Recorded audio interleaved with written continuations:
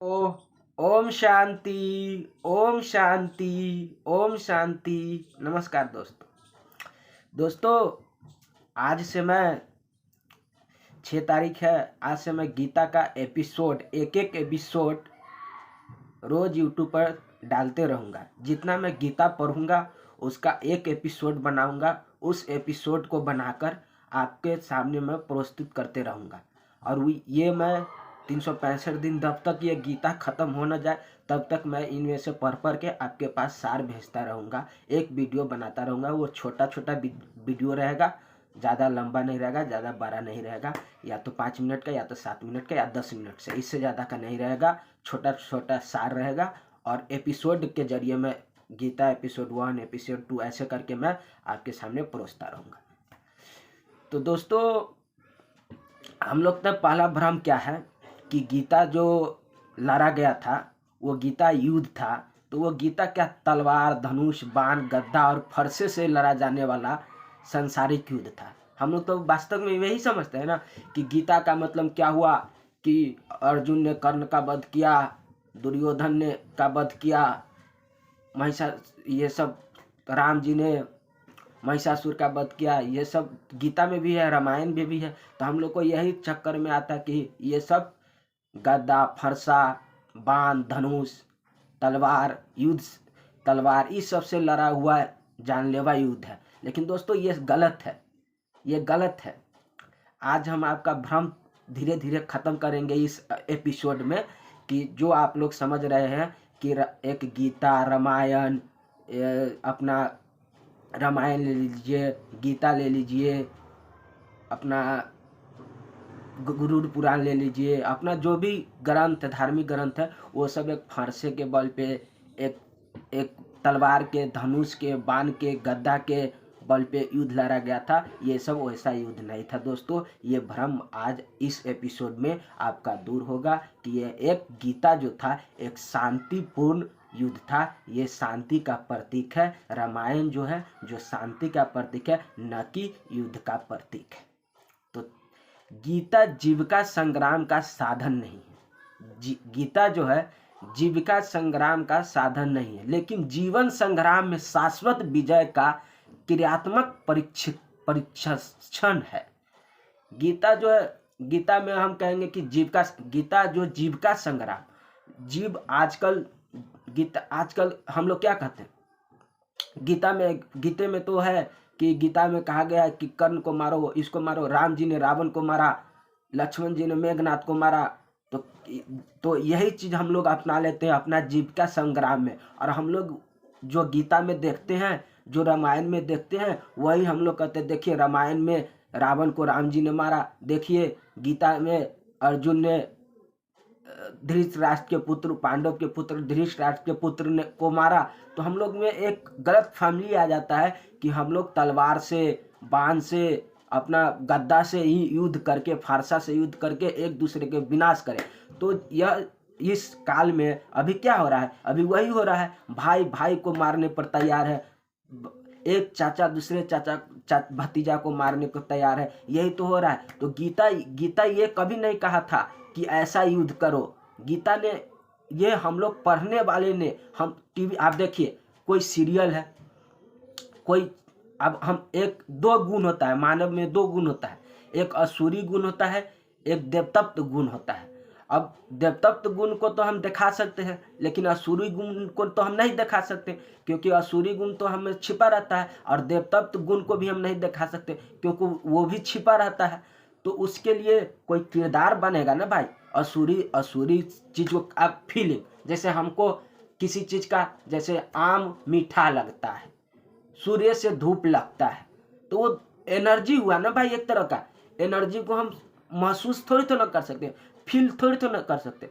Energy को हम feel कर सकते हैं, एनर्जी को हम पकड़ थोड़ी तो। अब सूर्य का धूप है, उसे हम पकड़ सकते हैं।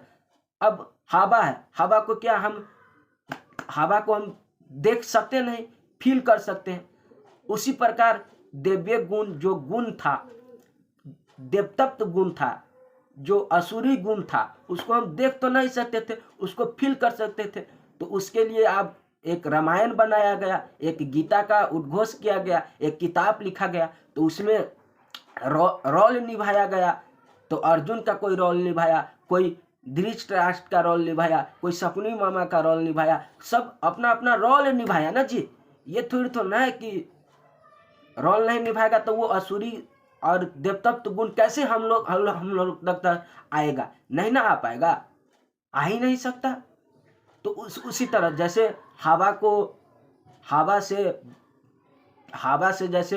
जैसे बायोगैस से खाना बनता है, तो उसी प्रकार उसे स्टोर किया जाता है ना। एलपीजी गैस को हम देख नहीं सकते, वो कब उड़ जाएंगे। पेट्रोल कैसे प्रकृति के साथ उड़ जाएंगे, धूप में उड़ जाएंगे, पता नहीं चलेगा। लेकिन उसको स्टोर करने के लिए एक टंकी बनाया गया ना, टंकी बनाएंगे, स्टोर करेंगे, तो वहां पे हम पेट्रोल के देख सकते हैं। तो उसी प्रकार युद्ध को, गीता को बनाने के लिए वहां पे एक किताब लिखा गया, गीता, और उसी प्रकार रोल निभाया गया, महाभारत लिखा गया।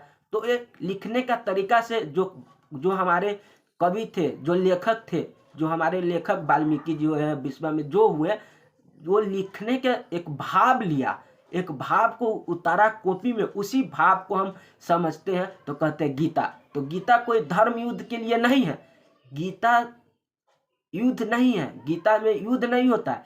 गीता में तो स्वयं आदमी को अपने से युद्ध करना पड़ता है। गीता कहता है दूसरा से युद्ध नहीं करो, स्वयं तुम अपने आप से युद्ध करो। जो तुम्हारे में गलत प्रवृत्ति है, जो तुम में आचरण, जो गलत आचरण है, असुरी आचरण है, जैसे सिगरेट पीने वाला आचरण है, गुटखा खाने वाला आचरण है, दारू पीने वाला आचरण है, मांस खाने वाला, मुर्गा खाने वाला आचरण है, किसी जीव हत्या करने वाला आचरण है, किसी से लड़ाई कर लेते हो, किसी को महत्व नहीं देते हो, उस आचरण को, किसी में संस्कार नहीं है, कोई गलत बियर बार में जाकर डांस करता है, वो सब गलत, जो तुम्हें देवतत्व में ऐसा नहीं होता है, वो सब आसुरी में होता है। तो वो आसुरी चीज को तुम जीतो, तब तुम देवतत्व बनोगे।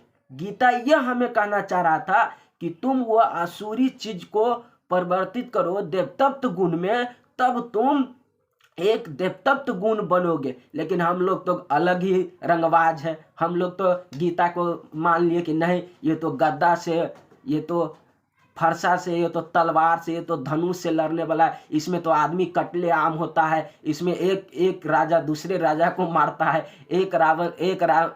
राम जी दूसरे रावण को मारता है, हम लोग तो दूसरे आदमी बन गए। रे भाई, उसमें ये नहीं बताया गया है कि एक मनुष्य को मारो, इसमें ये बताया गया है कि वो आसुरी थे, आसुरी तत्व के, आसुरी देवतत्व और आसुरी में जंग छिड़ गया था। तो उस जंग को छिड़ने के लिए उस दोनों में सामना करना पड़ा। उसी प्रकार हमारे शरीर में है, हमारे शरीर में आसुरी भी है और देवतत्व भी है। देवतत्व क्या है कि हम अच्छा से बोलते हैं, हम शुद्ध खाना खाते हैं, हम वैष्णव है, हम कंठीधारी है, हम भगवान का पूजा करते हैं, तो वो देवतत्व हुआ। आसुरी क्या है, हम दारू पीते हैं, हम सिगरेट पीते हैं, हम गांजा पीते हैं, हम किसी बेसहारे को सताते हैं, किसी जीव हत्या का हत्या करते हैं, ये हमारे में आसुरी है। तो हमारे गीता ये कहें कि तुम उस आसुरी चीज को त्याग करो, अपूर्ण देवतत्व में आओ, वही असली गीता है। ये गीता नहीं है कि धनुष से लड़िए, बाण से लड़िए और गदा से लड़िए।